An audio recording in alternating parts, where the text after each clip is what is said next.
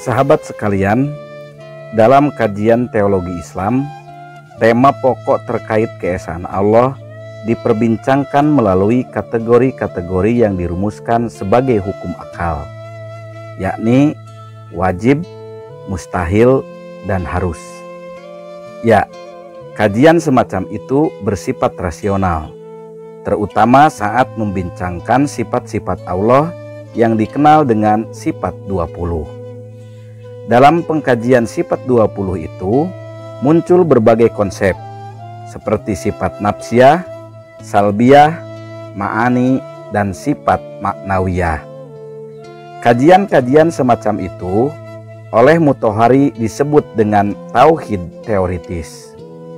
Mutahari mengilustrasikan permasalahan tersebut dengan teori pusat alam semesta yang ada pada zaman dahulu, di mana bumi dianggap sebagai pusat alam.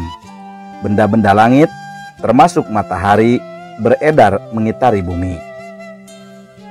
Seiring perubahan zaman, teori tersebut dibatalkan para sarjana modern. Mereka mengatakan mataharilah yang menjadi pusat dari semua benda-benda angkasa. Kenyataan tersebut memunculkan pertanyaan, apakah perubahan teori akan berpengaruh terhadap kehidupan dan moralitas manusia? Jawaban Mutahari, tidak. Karena perubahan pengetahuan teoritis dari matahari beredar mengelilingi bumi menjadi bumi beredar mengelilingi matahari sama sekali tidak mempengaruhi kehidupan praktis dan budi pekerti.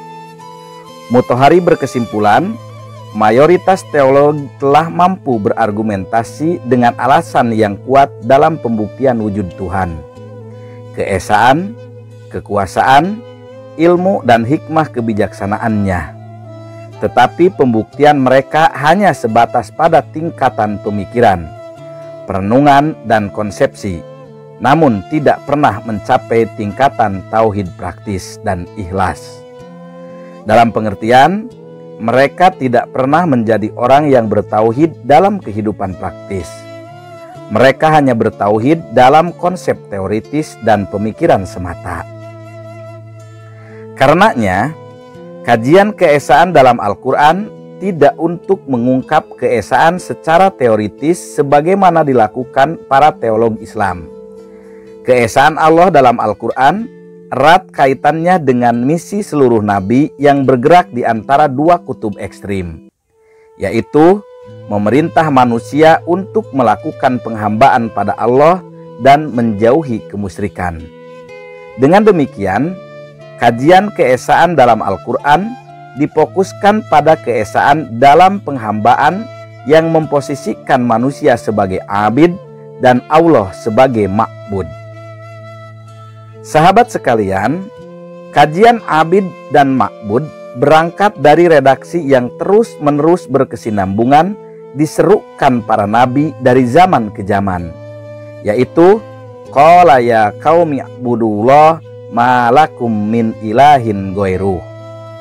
Redaksi semacam itu terulang 18 kali pada 9 surat, yaitu surat An-Nisa ayat 36, Al-Ma'idah 72 dan 117, Al-A'raf 59, 65, 73, dan 85, surat Hud ayat 50, 61, dan 84, surat An-Nahl ayat 36, Al-Mu'minun 23 dan 32, surat An-Naml ayat 45, Al-Ankabut ayat 16, dan ayat 36. Ayat-ayat tersebut di satu sisi menunjukkan misi kenabian sejak Nuh hingga Muhammad adalah sama, yakni menyeru hanya menyembah kepada Allah dan menafikan seluruh pengabdian kepada selainnya. Dalam hal ini, redaksi u'budu dimaknai dengan mengesahkan dan mengagungkan Allah sepenuhnya serta menghinakan diri dan menundukkan jiwa kepadanya. Menurut Ikrimah, perintah ibadah yang diserukan seluruh nabi mengandung makna tauhid.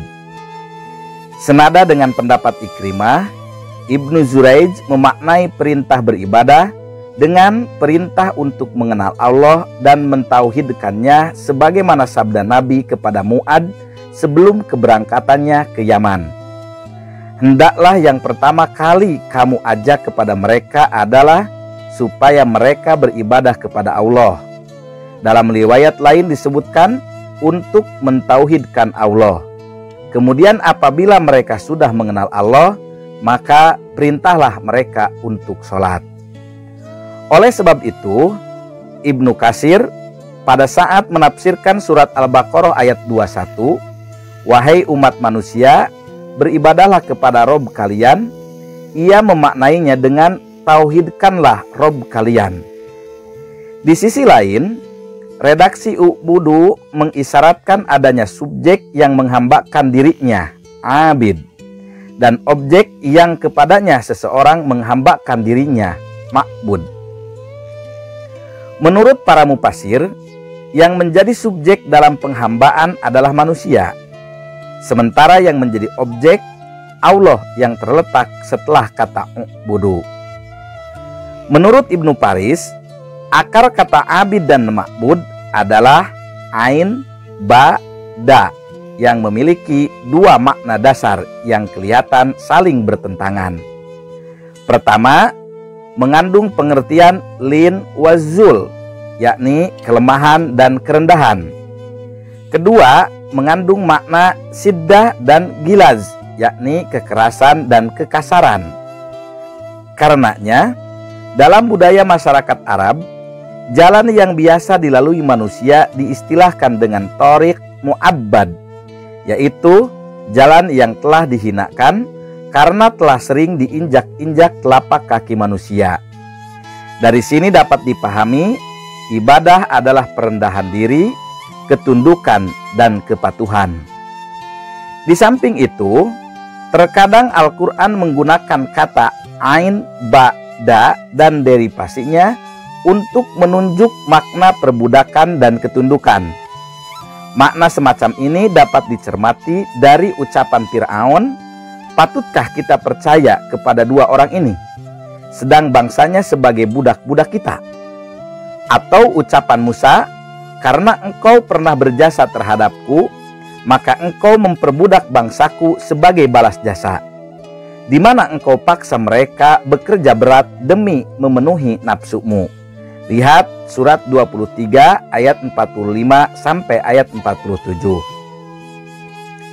Di tempat lain, kata abdun diungkapkan untuk menunjuk makna ubudiyah, ketaatan, sebagaimana firman-Nya, "Hei orang-orang yang beriman, makanlah rezeki yang baik yang kami berikan kepadamu, dan bersyukurlah kepada Allah jika kepadanya kamu beribadah."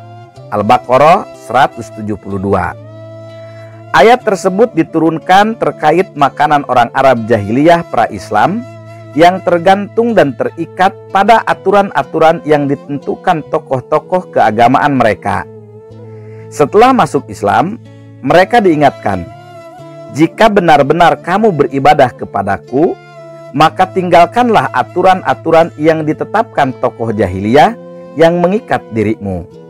Kini, makanlah apa yang aku halalkan, jika kamu bukan lagi budak-budak pendeta, tokoh-tokoh jahiliyah, dan berkiblat kepadaku. Wajiblah kamu taat pada ketentuan-ketentuanku mengenai segala sesuatu, baik makanan ataupun amal perbuatan yang aku halalkan dan yang aku haramkan." Terkadang pula kata ain, ba, da diungkapkan untuk menunjuk makna menghambakan diri dan taat. Hal ini dapat dicermati dari firman-Nya, "Katakanlah, akan kuberitahukan kepadamu tentang pembalasan Allah yang lebih buruk dari itu. Yang dikutuk Allah dan dimurkainya, ada yang dijadikannya kera, ada yang dijadikannya babi, dan beribadah kepada tirani." Lihat surat Al-Maidah ayat 60. Kata togut pada ayat tersebut dimaknai dengan pemerintah atau penguasa, pimpinan dan tokoh yang melanggar ketentuan-ketentuan dan hukum Allah, tidak menghiraukan norma-norma kosmos dan kemanusiaan. Barang siapa membenarkan perbuatan mereka atau mengikutinya, baik dengan bujukan dan rayuan, maupun melalui janji-janji ataupun suap, ia telah menghambakan diri dan taat beribadah kepada Togut. Sahabat sekalian, berdasarkan beberapa ayat tersebut, sementara dapat disimpulkan, perintah beribadah kepada Allah dalam Al-Quran itu memposisikan manusia sebagai abid yang bermakna mamluk yang dimiliki. Kata tersebut terkadang muncul tanpa diijopatkan pada kata lain. Lihat surat Al-Baqarah 178 pada kasus Kisos. Pada surat Maryam ayat 93 dalam kasus posisi manusia di hadapan Allah. Pada surat An-Nisa 172 terkait posisi Isa sebagai abdun. Juga kasus Sisdir dalam surat Al-Kahfi ayat 65. Terdapat juga kata abdun yang diidopatkan pada Togut. Al-Ma'idah ayat 60. Diijopatkan kepada Allah dalam kasus Isa. Lihat surat Maryam ayat 30. Terkadang pula muncul dengan disifati mamluk. Lihat surat An-Nahl 75, Al-Baqarah 221 dalam kasus pernikahan. Oh ya, bentuk jamak abdun adalah abid dan ibad. Bentuk pertama muncul dalam Al-Quran 5 kali. Semuanya dalam kasus penegasan Allah tidak akan mendolimi hamba-hambanya. Lihat surat Ali Imran 182, Al-Anfal 51, Al-Hajj ayat 10, Fusilat 46, dan surat Qaf ayat 29. Sementara kata ibad sering dimaknai hamba-hamba Allah terulang kurang lebih 90 kali. Kata tersebut terkadang diidopatkan kepada Allah secara johir, ibadullah, diidopatkan kepada Allah secara jomir, ibadi, ibadihi, ibadika, ibadina. Terkadang pula diidopatkan pada kata Rahman, ibadur Rahman. Dalam budaya masyarakat Arab, kata tersebut dirujukan pada manusia yang tidak memiliki kebebasan sama sekali untuk menentukan kehendaknya, yaitu hamba sahaya yang bisa dikendalikan dan bahkan diperjualbelikan sekehendak tuannya. Oleh sebab itu, dalam Al-Quran ditegaskan, eksistensi dan kesempurnaan hamba erat kaitannya dengan beban hutang kepada tuannya. Konsekuensi logisnya, ia harus berserah diri kepadanya dengan mengabaikan diri dan keinginannya. Ia mendapatkan corak dan warna kesempurnaan Allah pada dirinya, hingga mencapai tingkatan sebagaimana sabda Rasulullah, hamba sejati Allah adalah seseorang yang memandang bahwa ketaatan dan kepatuhan pada perintah Allah adalah memberikan kelezatan dan kenyamanan bagi dirinya. Mengadukan kebutuhan kepadanya, menuturkan kisah kepadanya, dan bertawakal kepadanya. Namun demikian, makna hamba ini tidak mengisyaratkan pada keterkekangan manusia di hadapan Allah. Hal ini bisa dicermati misalnya pada surat Al-Alaq ayat 6-10. Kata hamba pada ayat tersebut dirujukan kepada Rasulullah yang mempunyai derajat tinggi di sisi Allah maupun di sisi manusia. Ia bukan sebagai jajahan Allah. Demikian halnya pada kasus Isra Mi'raj dan kasus para nabi sebelum Rasulullah. Di samping itu, Al-Quran menegaskan yang termasuk kelompok hamba itu tidak terbatas pada nabi dan rasul. Derajat tersebut bisa diraih oleh siapapun yang berusaha untuk meraihnya.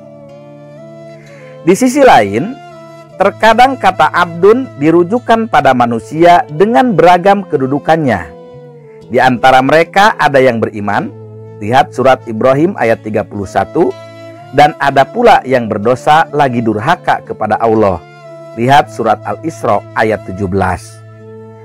Data-data tersebut menunjukkan harga manusia sebagai abdun dalam relasinya dengan Allah. Ia masih tetap bebas dan tidak dikekang dalam segala perilakunya oleh kehendak Allah.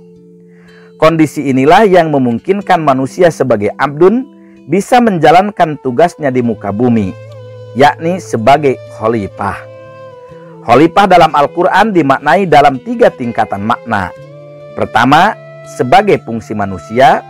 Kedua, khalifah dimaknai sebagai penerus atau generasi penerus. Ketiga, khalifah dimaknai sebagai kepala negara atau pemerintah.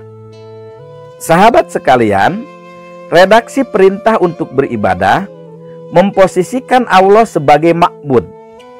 Ia mengandung makna mulia dan agung, sesuatu yang memperoleh perhatian besar, diagung-agungkan, seakan-akan sebagai suatu sesembahan, yang karenanya menuntut abid untuk melakukan abdiyah dan ubudiyah, yakni menyerah dan pasrah kepada pihak ma'bud, hingga bisa dieksploitasi dengan mudah menurut kehendak pihak tersebut. Oleh sebab itu, jika orang Arab mengatakan ba'ir mu'abbad, maknanya adalah seekor unta yang sangat jinak. Dari sini dapat dipahami, ubudiyah mengandung makna ketaatan, kepasrahan, kebaktian, keterikatan, dan keseganan.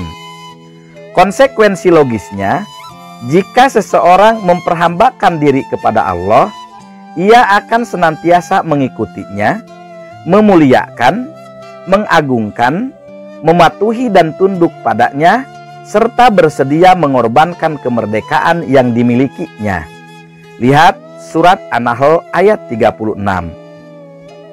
Dari sini pula dapat dipahami, ibadah itu adalah tunduk merendahkan dan menghinakan diri kepada dan di hadapan Allah.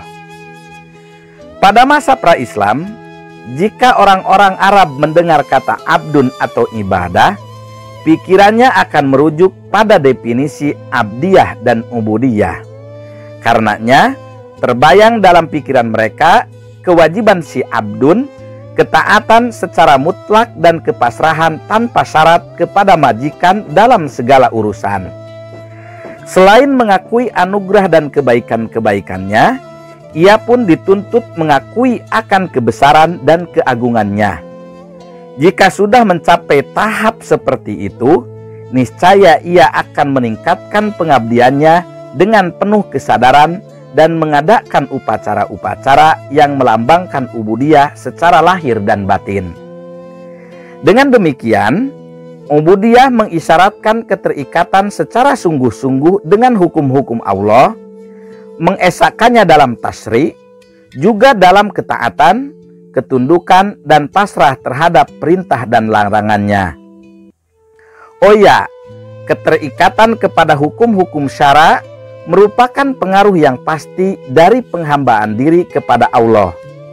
Di samping itu, ubudiyah, penghambaan diri atau ibadah, adalah sesuatu yang menyatukan kecintaan yang sempurna dengan sikap merendahkan diri yang sempurna pula. Berdasarkan makna dasar tersebut, Ibnu Taimiyah mendefinisikan ibadah dengan penghambaan diri yang diidentifikasi sebagai kesempurnaan dan puncak kecintaan serta merendahkan diri. Oleh sebab itu, sesuatu yang dicintai tapi tidak diagungkan dan tidak merendahkan diri kepadanya, ia tidak bisa disebut sebagai sesembahan. Demikian halnya sesuatu yang diagungkan namun tidak dicintai, juga tidak disebut sebagai sesembahan, sebagaimana firman-Nya, dan di antara manusia ada orang-orang yang menyembah tandingan-tandingan selain Allah. Mereka mencintainya sebagaimana mereka mencintai Allah. Adapun orang-orang yang beriman amat sangat cintanya kepada Allah. Lihat surat Al-Baqarah ayat 165. Menurut Ibnu Qayyim, tidak ada jalan menuju keridhaan Allah yang lebih dekat dari ubudiyah, dan tidak ada hijab yang lebih tebal dari kesombongan. Ya, penghambaan diri itu berporos pada dua kor yang merupakan landasan ubudiyah, yaitu kecintaan yang utuh dan penghinaan diri secara sempurna kepada Allah. Kedua landasan tersebut tumbuh dari dua pilar utama, yaitu memperhatikan anugerah dan karunia Allah kepada hamba-hambanya dalam memudahkan segala kebaikan dan melindungi dari semua keburukan yang akan menumbuhkan rasa cinta kepadanya. Menyadari akan kekurangan diri dan ketidaksempurnaan amalnya, yang dengannya akan tumbuh sikap merendahkan diri di hadapan Allah. Sahabat sekalian, Imam Qurtubi menegaskan, siapa saja yang senantiasa taat dan beribadah kepada Allah, menyibukkan pendengaran, penglihatan, lisan dan hatinya dengan perintahnya, dialah yang paling berhak memperoleh gelar ubudiyah. Gelar inilah yang diminta Rasulullah dalam doanya, ya Allah, hidupkanlah aku sebagai orang miskin, matikanlah aku sebagai orang miskin, dan kumpulkanlah aku dalam golongan orang-orang miskin pada hari kiamat. Makna orang miskin dalam hadis tersebut adalah orang yang selalu merendahkan diri, tunduk dan khusyuk kepada Allah. Sifat itulah yang menyempurnakan penghambaan diri manusia kepada Allah. Bahkan, itulah yang menyebabkan bertingkat-tingkatnya kedudukan dan keutamaan manusia di sisi Allah. Sehingga seorang hamba yang kelihatannya banyak melakukan kebaikan dan amal soleh, tapi dalam hatinya tidak terdapat hakikat penghambaan diri kepadanya, bahkan sebaliknya, dia bersifat sombong, bangga diri, dan lupa menisbatkan taufik kebaikan yang dikerjakannya kepada Allah, hamba tersebut dikategorikan sebagai hamba yang buruk dan tidak diridhoinya, sebagaimana sabda Nabi, surga tidak akan dimasuki orang yang dalam hatinya ada kesombongan walau seberat biji darah. Dalam hadis tersebut, Rasulullah Shallallahu Alaihi Wasallam menjadikan sombong sebagai lawan keimanan, karena sesungguhnya sombong itu akan meruntuhkan hakikat al-ubudiyah. Ia pun menegaskan, Allah berfirman, keagungan adalah sarungku dan kebesaran adalah selendangku. Barang siapa melawanku dengan merasa memiliki salah satu dari kedua sifat itu, aku akan mengazabnya. Dari sini dapat dicermati, penghambaan dibangun di atas dua pilar, yakni cinta dan pengagungan. Melalui rasa cinta, seorang akan berjuang untuk meraih keridhaan sesembahannya. Melalui pengagungan, seseorang akan menjauhi kedurhakaan kepadanya. Di samping itu, dengan mengagungkannya akan muncul rasa takut kepadanya. Dengan mencintainya akan muncul rasa harap pada keridhaannya. Sahabat sekalian, dalam Al-Quran, perintah penghambaan kepada Allah seringkali digandengkan dengan kata mukhlis. Fa'budullaha mukhlishan lahuddin. Demikian halnya kata ibad, ia sering digandengkan dengan kata mukhlis, illa ibadallah al-mukhlasin. Secara etimologi, kata mukhlis berasal dari akar kata kha, lam, dan sod. Menurut Atib, kata tersebut mengandung beberapa arti sesuai dengan konteks kalimatnya. Ia bisa berarti sopa, jernih, naja, wasalima, selamat, wasola, sampai, dan i'tajala, memisahkan diri. Berdasarkan penggunaannya dalam Al-Quran, kata ikhlas dapat dimaknai menjadi 4 kategori, yaitu pertama, ikhlas berarti istopa, pilihan. Hal ini bisa dicermati pada firman-Nya yang termaktub pada surat Shad ayat 46 sampai 47. Menurut As-Sobuni, ayat tersebut merupakan penegasan Allah akan keistimewaan mereka. Mereka pun mendapatkan kedudukan yang tinggi karena keberpalingannya dari kehidupan duniawi serta senantiasa teringat akan negeri akhirat. Ya, karena negeri itu sebagai pilihan hidupnya. Kedua, ikhlas dalam makna al-khulus minas shawaib, suci dari segala macam kotoran. Sebagaimana firman-Nya pada surat An-Nahl ayat 66. Pada ayat tersebut ditegaskan, susu yang bersih, khalis, keluar di antara darah dan kotoran. Ketiga, ikhlas dalam makna al-istihsos, kehususan. Hal ini dapat dicermati dalam surat Al-Baqarah 94, Al-An'am 139, Al-A'raf 32, Yusuf 54, dan Al-Ahzab ayat 32. Keempat, ikhlas dalam makna at-tauhid dan at-tathhir, mengesahkan dan menyucikan. Ikhlas dalam arti pertama inilah yang paling banyak terdapat dalam Al-Quran. Di antaranya dapat dicermati pada surat Az-Zumar, kemudian Al-Baqarah 139, Al-A'raf ayat 29.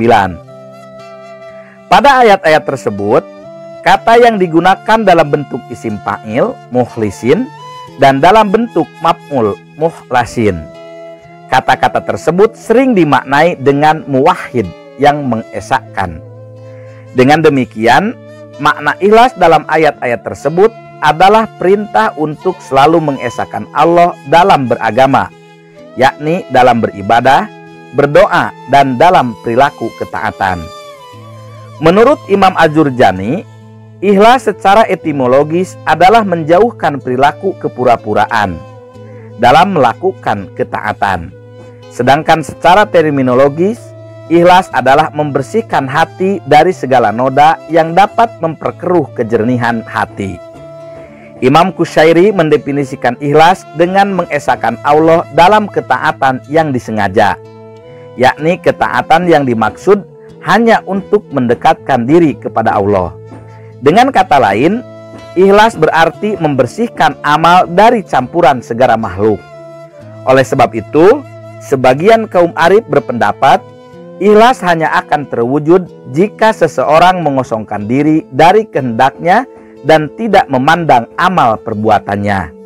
Berdasarkan definisi-definisi tersebut dapat dipahami, ikhlas adalah menyengajakan suatu perbuatan karena Allah dan mengharapkan ridhonya, serta memurnikan dari segala kotoran dan godaan, seperti keinginan terhadap popularitas, simpati orang lain, kemewahan, kedudukan, harta, pemuasan hawa nafsu, dan penyakit hati lainnya. Inilah yang diingatkan Allah dalam firman-Nya, sesungguhnya sholatku, ibadahku, hidupku, dan matiku hanyalah untuk Allah, Tuhan semesta alam. Tiada sekutu baginya, dan demikian itulah yang diperintahkan kepadaku, dan aku adalah orang yang pertama-tama menyerahkan diri kepadanya. Surat Al-An'am ayat 162 dan 163. Untuk lebih memahami keikhlasan seseorang, Allah mengilustrasikannya dengan orang yang sedang berada di atas perahu dengan kondisi lautan aman. Tiba-tiba perahu itu harus menghadapi badai dan amuk gelombang. Dalam suasana seperti itulah, penumpang perahu akan berdoa secara ikhlas, walau dia sebelumnya tidak ingat pada Tuhan atau bahkan tidak percaya akan adanya Tuhan. Sahabat sekalian, ikhlas memiliki peranan sentral dalam penghambaan kepada Allah. Ia merupakan salah satu faktor kunci diterima dan ditolaknya suatu pengabdian. Oleh sebab itu, Ibnu Katsir ketika menafsirkan surat Al-A'raf ayat 29 menegaskan, Allah memerintahkan agar istiqomah dalam beribadah, yaitu dengan cara mengikuti ajaran para rasul dan ikhlas dalam beribadah. Karena Allah tidak akan menilai baik perilaku seseorang sehingga terpenuhi dua rukun, yaitu pertama, perilaku tersebut harus dilakukan dengan benar sesuai dengan hukum syariat. Kedua, perilaku tersebut harus bersih dari kemusyrikan. Oh iya, keikhlasan dalam pengabdian akan menjadikan seseorang memiliki kemampuan mengendalikan hawa nafsu yang cenderung mengajak manusia kepada kesenangan-kesenangan badaniah, pemuasan syahwat, dan keinginan-keinginan rendah lainnya. Lihat surat Yusuf ayat 53. Sahabat sekalian, kata ikhlas seringkali dikontraskan dengan riya, yang dimaknai dengan beribadah atau beramal karena manusia atau selain Allah. Menurut Abu Bakar Al-Jazair, hakikat riya adalah keinginan seseorang ketika melakukan ketaatan kepada Allah untuk memperoleh keuntungan pribadi dan kehormatan dalam pandangan manusia. Karena riya merupakan kata yang bersifat abstrak, langkah untuk mengetahuinya didasarkan pada indikator-indikator yang terlihat pada perilaku, yaitu pertama, seseorang yang perilaku kebaikannya akan meningkat ketika dipuji, tetapi perilakunya akan menurun ketika dicela. Kedua, khusyuk beribadah jika ada orang yang menyaksikan, dan menjadi lalai ketika tidak ada yang menyaksikannya. Termasuk kategori ini adalah orang yang mau bersedekah ketika diketahui orang dan tidak mau mengeluarkan sedekah jika tidak ada orang yang melihatnya. Ketiga, semangat bekerja ketika di hadapan atasan, malas bekerja ketika ditinggalkan atasan. Oh ya, riya merupakan sifat yang diidentifikasi Nabi sebagai kategori musyrik khafi, yang menyebabkan tidak bernilainya penghambaan seseorang yang oleh Al-Quran diilustrasikan dengan batu licin yang di atasnya ada tanah. Kemudian batu itu tertimpa hujan lebat sehingga menjadi bersih tanpa bekas. Seperti itulah akhir pengabdian hamba yang di dalam dirinya selalu teriringi rasa riya. Oleh sebab itu pula Rasulullah Shallallahu Alaihi Wasallam mengingatkan, sesungguhnya yang paling aku takuti menimpa kalian adalah syirik kecil. Mereka bertanya, apakah syirik yang terkecil itu, wahai Rasulullah? Jawab Rasulullah, riya. Pada hari kiamat nanti, ketika seorang hamba akan mendapatkan balasan atas apa yang mereka kerjakan, Allah akan berfirman kepadanya, pergilah kalian kepada orang-orang yang dulu kalian berbuat riya kepada mereka ketika di dunia, dan lihatlah, apakah kalian akan mendapatkan balasan dari mereka atas apa yang kalian kerjakan? Sahabat sekalian, perintah beribadah kepada Allah yang diserukan para nabi senantiasa diiringi dengan larangan mengabdi kepada sesuatu selain Dia. Syirik dan pelakunya disebut musyrik. Dalam Al-Quran, larangan berbuat syirik muncul dalam berbagai ungkapan. Di antaranya, dengan menggunakan sigot nahi, la tusyrik, menggunakan bentuk nafi, ma lakum min ilahin ghairi, dalam bentuk khobari, yakni dengan menginformasikan dampak perbuatan syirik, bima asyraka billah. Menurut Ibnu Manzur, kata syirik terdiri dari 3 huruf dasar, sin, ro, dan kaf, yang mengandung makna dasar bercampur. Dari kata-kata tersebut terbentuk kata pertama, asyirkah, perkumpulan atau perusahaan patungan. Kedua, asyarik, tali yang dianyam menjadi jala atau perangkap. Ketiga, syuruk, jalan yang bercabang. Keempat, rojul mustarok, orang yang ngomongnya ngaco atau mengigau. Pada saat menafsirkan surat Al-An'am ayat 100, Imam Ar-Razi mengemukakan, redaksi suroka bisa dimaknai. Pertama, syirik adalah penyembahan terhadap berhala. Mereka menyekutukan Allah dengan menyembah berhala. Mereka pun mengetahui berhala itu tidak memiliki kuasa atas penciptaan dan pembuatan. Kedua, syirik adalah orang musyrik yang berpendapat pengatur alam adalah bintang-bintang. Ketiga, syirik adalah adanya keyakinan bahwa di seluruh alam ini ada 2 Tuhan, yaitu Tuhan yang melakukan kebaikan dan Tuhan yang melakukan kejelekan. Sahabat sekalian, larangan syirik sering diiringi ancaman atau menyebutkan dampak negatif perbuatan tersebut. Lihat surat An-Nisa 48 dan 116, Al-Maidah 72, Al-An'am ayat 22 dan 88, surat At-Taubah ayat 2 dan ayat 28. Kenyataan tersebut merupakan isyarat akan keharusan hanya taat dan mengesahkan Allah dalam penghambaan juga mengisyaratkan syirik merupakan manifestasi ketundukan manusia kepada makhluk atau dikuasai makhluk. Jika manusia dikuasai makhluk, hal tersebut menunjukkan akan kebodohan, kemiskinan, dan keterbelakangan. Penyembahan terhadap berhala, benda-benda langit atau benda-benda mati lainnya yang dilakukan masyarakat Arab ketika Al-Quran diturunkan hanyalah bagian kecil dari kemusyrikan. Ya, masih banyak bentuk kemusyrikan yang jauh lebih halus dan lebih hidup. Inilah kemusyrikan yang sangat mengancam penghambaan manusia. Al-Quran mengistilahkannya dengan andad dan arbab yang terkadang dicintai melebihi Allah. Lihat surat Al-Baqarah ayat 165. Kata andad terulang 6 kali.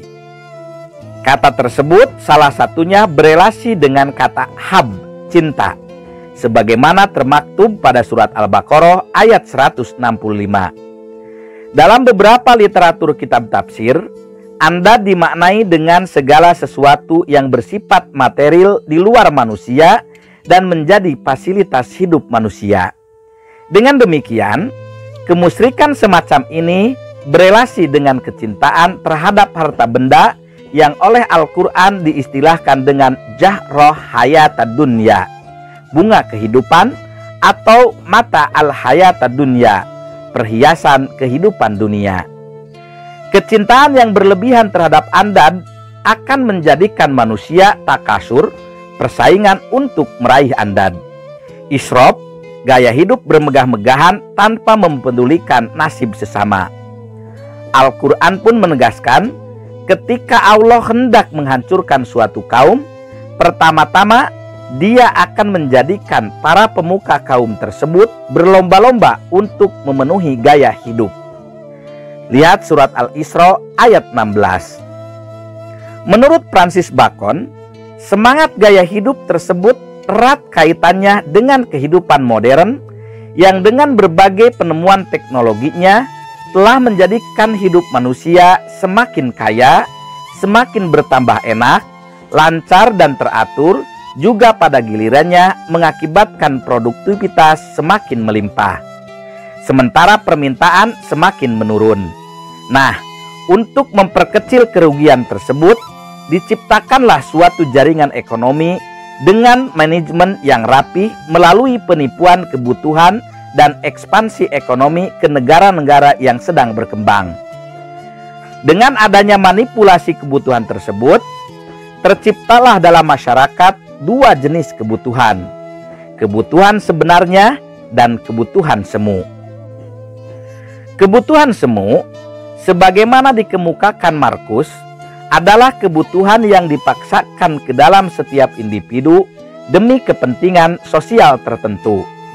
Misalnya, kebutuhan untuk mempertahankan jam kerja yang panjang agar si pengusaha dapat memperoleh keuntungan sebesar mungkin.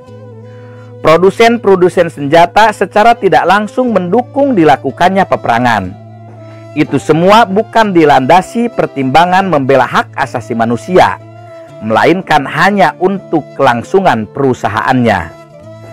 Dalam ruang lingkup pribadi, kebutuhan semu tersebut tampak misalnya dalam kebutuhan untuk memiliki mobil mewah, perabotan rumah yang serba lengkap dan luks, pakaian model terbaru, dan lain-lain. Semua itu tidak sungguh-sungguh diperlukan, hanya karena yang lain berbuat seperti itu. Akibatnya, manusia akan berlomba-lomba bukan lagi untuk memenuhi kebutuhan sebenarnya, tetapi untuk memenuhi kebutuhan semu atau gaya hidup mewah. Dorongan untuk membeli dan menggunakan bukan dilandasi keinginannya sendiri, melainkan hanya sekedar melihat orang lain berbuat begitu.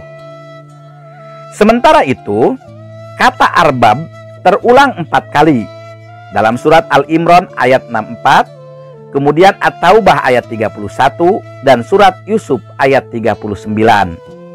Dalam kitab-kitab tafsir, arbab dirujukan pada sesuatu selain Allah yang memiliki nalar. Ia bisa berupa malaikat, manusia, atau jin. Pada surat At-Taubah ayat 31, arbab dirujukan pada ketaatan tanpa filter terhadap ahbar dan ruhban. Menurut Asy-Syabuni, yang dimaksud dengan kalimat ittakhadu ahbarohum wa ruhbanahum min dunillah adalah orang-orang Yahudi yang mentaati ahbar mereka dan orang-orang Nasrani yang mentaati ruhban mereka dalam urusan halal dan haram. Mereka pun meninggalkan perintah Allah seolah-olah mereka menyembah ruhban dan ahbar. Bahkan ketaatan mereka pada ahbar dan ruhban setara dengan ketaatan kepada Allah walaupun mereka tidak beribadah pada ahbar dan ruhban tersebut. Pendapat tersebut dirujukan pada pernyataan Adi bin Hatim yang menyatakan, "Suatu waktu aku mendatangi Nabi dan di leherku terdapat salib dari emas." Rasul berkata, "Wahai Adi, buanglah darimu lambang itu." Adi berkata, "Dan aku mendengar Rasulullah membacakan ini.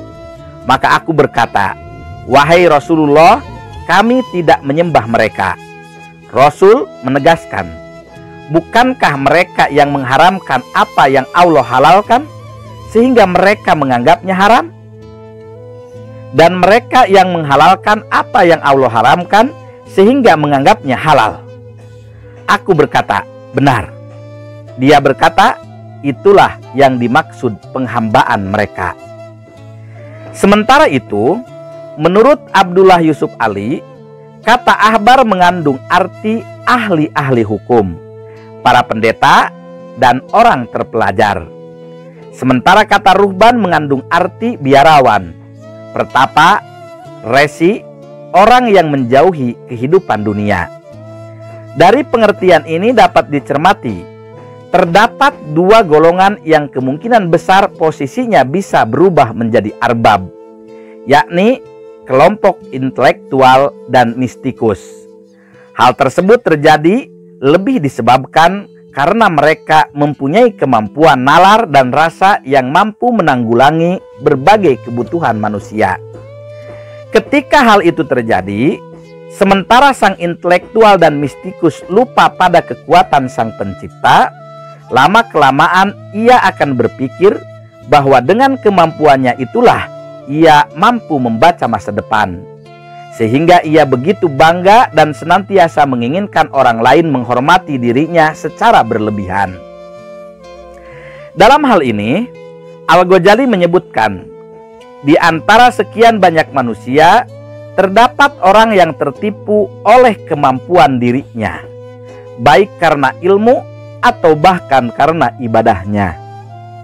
Kenyataan tersebut pada akhirnya akan mengakibatkan seseorang tidak akan lagi mempunyai kemauan untuk berijtihad, sehingga perubahan yang mensyaratkan daya kritis nalar pun akan menjadi terhambat. Di samping itu, kata arbab terkadang dirujukan pada fanatisme buta terhadap golongan atau kesukuan. Dalam hal ini, Islam memandang kesukuan hanya sebagai perantara untuk mempersatukan keragaman sebagaimana firman-Nya yang termaktub pada surat Al-Hujurat ayat 13. "Dan kami menjadikan kalian bersu'ub-su'ub dan berbagai macam kabilah, kecuali hanya agar terjadi ta'aruf di antara kabilah tersebut." Secara tersirat, ayat tersebut mengingatkan manusia agar pemikirannya tidak terbelenggu kesukuannya. Ia harus mencoba memahami suku-suku lain dengan jalan ta'aruf yang mengandung arti saling mengenal secara intens. Namun demikian, tidak sedikit manusia yang telah mempertuhankan kesukuannya. Karenanya, Allah mengingatkan manusia dengan menampilkan kisah Musa ketika ia sedang berjalan-jalan di kota Mesir. Dan Musa masuk ke dalam kota ketika penduduknya sedang lalai. Maka didapatinya dalam kotanya itu 2 orang laki-laki yang sedang berkelahi. Seorang dari golongannya dan seorang lagi dari golongan musuhnya. Maka orang dari golongannya itu meminta pertolongan darinya untuk mengalahkan golongan dari musuhnya. Musa pun memukulnya hingga mati. Musa berkata, "Ini termasuk perbuatan setan. Sesungguhnya setan adalah musuh yang nyata dan menyesatkan." Dalam ayat lain Allah berfirman, "Saya telah didorong oleh sentimen kesukuan, bukan oleh keyakinan yang saya pegang hari ini. Sebuah keyakinan yang dianugerahi oleh Tuhanku." Lihat surat Al-Qasas ayat 15-16. Secara moral, kisah tersebut menggambarkan dua kenyataan yang kontradiktif, yakni ketika Musa masih terbelenggu kesukuannya. Pada saat itu, Musa tidak bisa membedakan mana yang benar dan mana yang salah. Yang ada dalam pikirannya hanya semangat kesukuan. Ia harus segera menolong orang yang sesuku dengannya. Berbeda pada saat Musa telah menyadari semangat kesukuan itu akan menjadi berhala. Ia pun menyatakan semangat kesukuan tersebut bertolak belakang dengan keyakinan yang bersumber dari pengakuan diri pada Allah sebagai Tuhan. Di samping itu, terdapat satu bentuk kemusyrikan yang jarang disadari manusia, yaitu mempertuhankan hawa nafsu. Pemujaan tersebut menjadikan bagian dari pikiran atau sifatnya sendiri yang dihargai.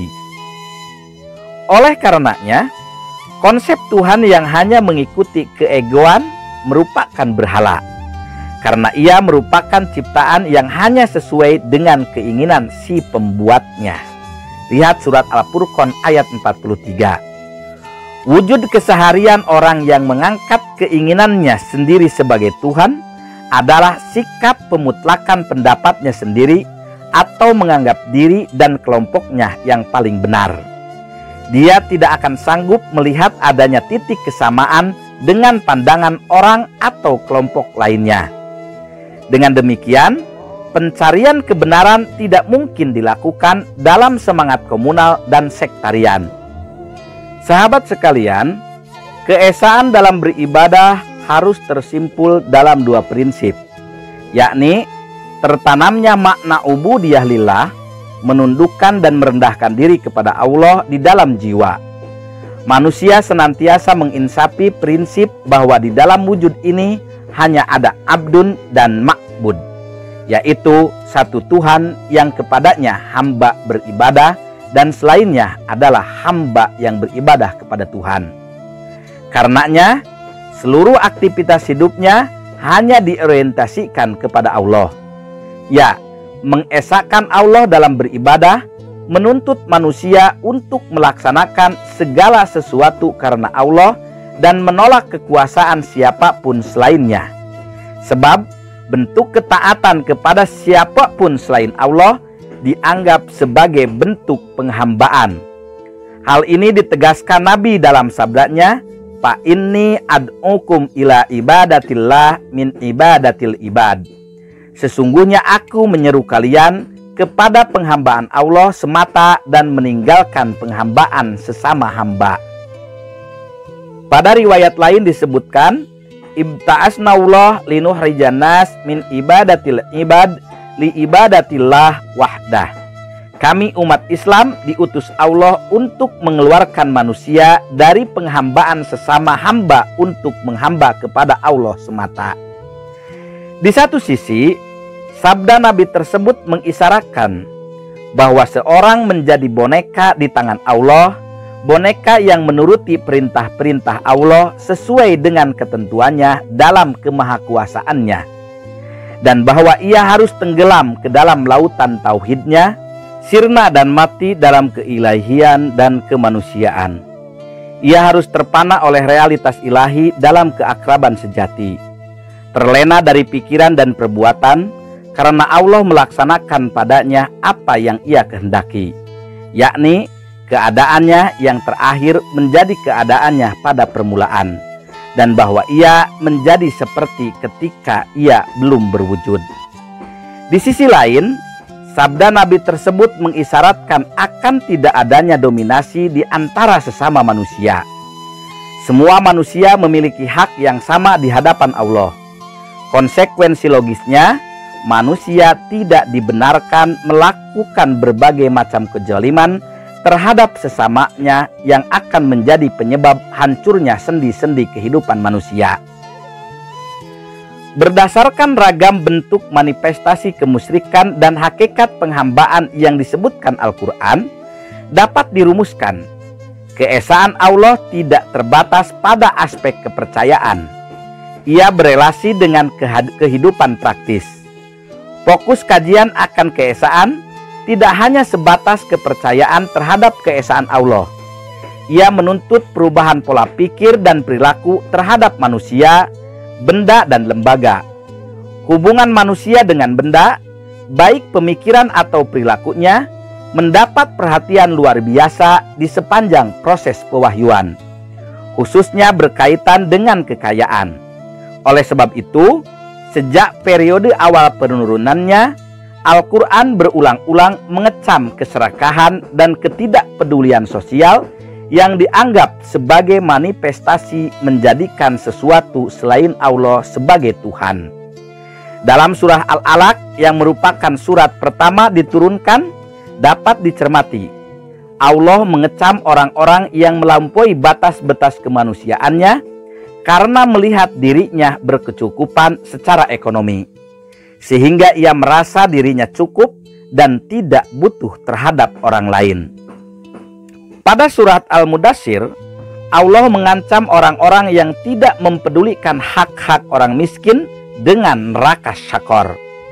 Dalam surat Al-Mutaffifin, Allah mengancam orang yang mengurangi takaran.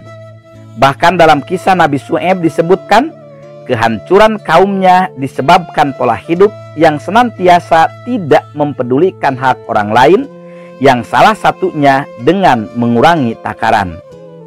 Bahkan pada surat Al-Ma'un, orang-orang yang tidak mempedulikan perasaan anak-anak yatim dan orang-orang miskin diidentifikasi sebagai orang-orang yang membohongkan agama. Dalam surat At-Takasur, Allah mengancam orang-orang yang terlena dalam kemewahan dan kekayaan. Bahkan dalam surat Al-Hasr dan At-Taghabun, Allah menegaskan, kebahagiaan dijamin akan diraih oleh orang yang telah mampu menghilangkan kebahilan dalam dirinya. Pesan-pesan Al-Quran tersebut sangat jelas dan sama sekali tidak memerlukan penafsiran atau penakwilan. Ia memperlihatkan kepada pendengarnya keserakahan dan ketidakpedulian sosial merupakan ciri orang yang tidak mengesahkan Allah dan merupakan penyebab hancurnya tatanan alam semesta.